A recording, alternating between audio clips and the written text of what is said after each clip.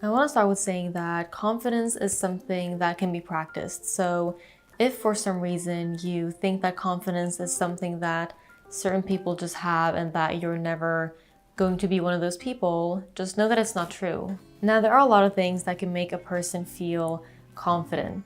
Standing up straight with your shoulders back, having a good eyebrow day, winning a game of chess, going to the gym 4 times a week.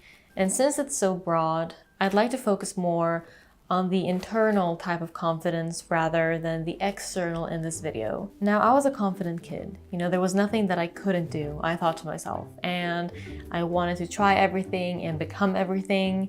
I was pretty fearless. But then again, I don't know, perhaps that's pretty normal with kids, thinking that you're invincible and all. And also, I was 100% convinced that I was Hermione Granger, so I guess that played a part in it.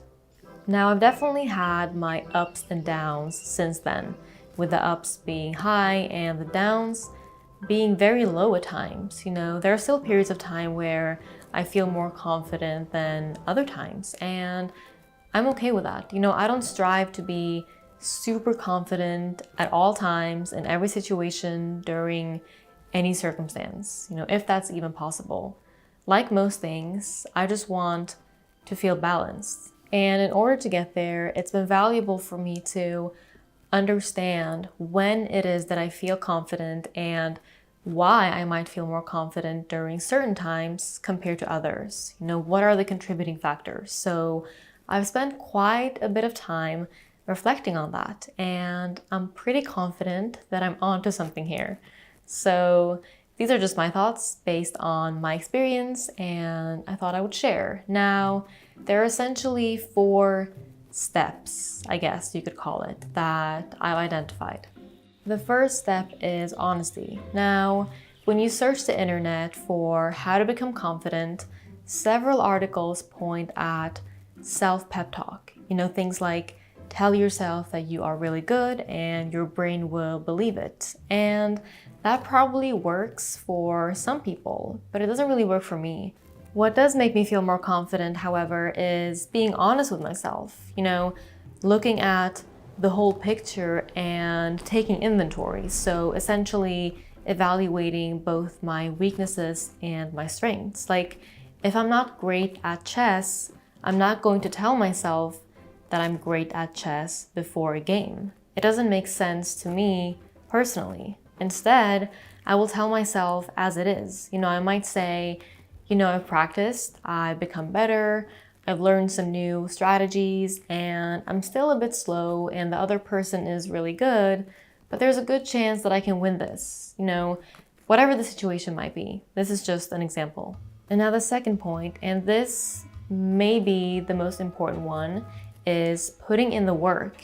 It was Tony Schwartz who wrote that the best way to build confidence in a given area is to invest energy in it and work hard at it. And one thing I learned for sure is that confidence isn't produced by sitting around and thinking to myself that I am and I can. I need to actually be and do.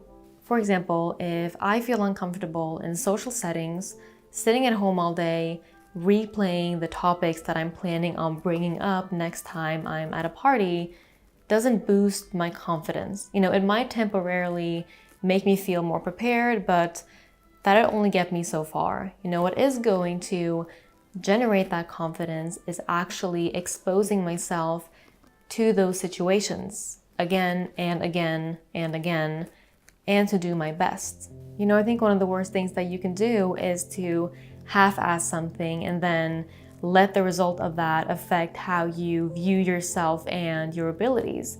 Like, if I put minimal effort into writing an article and it doesn't get the response that I had wanted, I can't really evaluate my competence in a fair way because I haven't utilized it, so I can't make a fair judgment.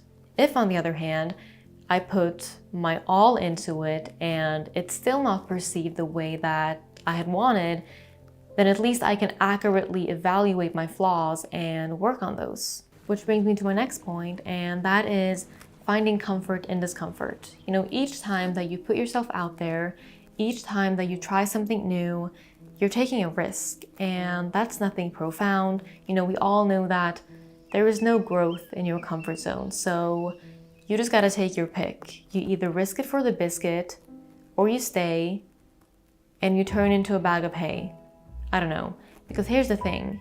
If you're not okay with the possibility of embarrassing yourself, if you're not okay with the possibility of failing, and if you're not okay with the possibility of someone not liking you, you will never take a chance. And then there is no way for you to get better at anything. And if you're not getting better at anything, you're most likely not going to be very confident. And now the final point is about acceptance. Now, acceptance does not mean settling. It does not mean setting the bar low or giving up. It just means that you see the situation for what it is, which is really important, because if you don't see the situation for what it is, you're not really making any room for change or improvement. You know, for example, it's easy to go on a job interview, not get the job, and tell yourself that the interviewer was bitter and rude and that they're the one missing out. You know, essentially putting the entire blame on them. And all of that might be true, it's likely not the whole truth. You know, and in not taking an honest look on the situation, you're not allowing yourself to learn anything from that experience, which is a total waste if you ask me. Now, acceptance is just as much about taking responsibility for your actions as it is giving yourself credit when it's due. And, you know, I struggle quite a bit with the giving myself credit part, but I'm working on that. You know, I try to celebrate little wins and let myself know when I've done a good job. And yeah, definitely don't forget that part. You know, even if you just cooked yourself a good meal, make sure you give yourself a pat on the shoulder. You know, it might not seem like a big deal, but it is.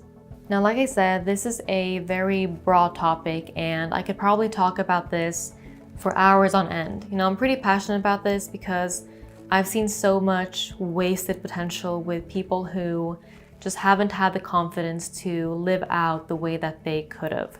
But I will be uploading a more in-depth post on this topic on my Patreon. You can check that out if you would like. The support that I get there is greatly appreciated, and it truly helps me out a lot. And I will be leaving a link for that in the description box if you're interested. Now, please share any tips that you might have on confidence. Thank you so much for watching this video, and I will see you in the comment section.